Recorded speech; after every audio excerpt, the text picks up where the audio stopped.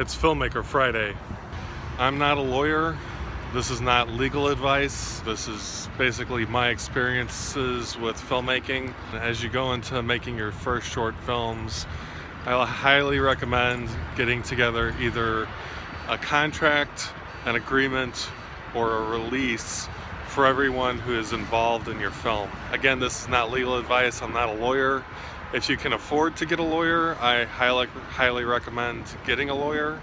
I have a set of standard agreements and releases that I use for my film projects. Basically, when you start casting and when you start crewing up, to develop those contracts or to work with a lawyer so that you can get everything ironed out. The thing about it is no matter the size of the film, the thing of it is that as you're going into production and you're going into post-production, you want to do everything you can to avoid misunderstandings and to avoid disagreements.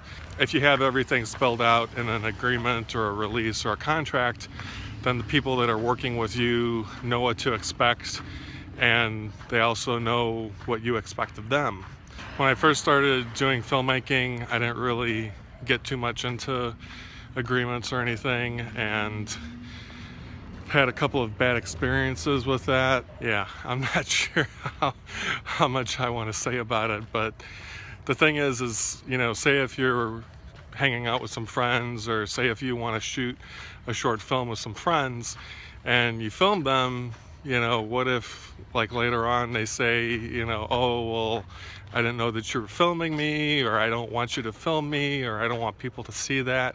You know, like if they're not happy with what happens, or if they're not happy with the film, you know, and they tell you, I don't want that to get out, then, you know, you're basically looking at, you know, an agreement or a disagreement with one of your friends. And if you're working with friends on a film project, then you want to do everything you can to avoid disagreements or misunderstandings down the road. So, you know, basically get to work with a lawyer or get a contract or an agreement together with everybody involved in the film. You're going to want to have what the expectations are. You're going to want to have deliverables.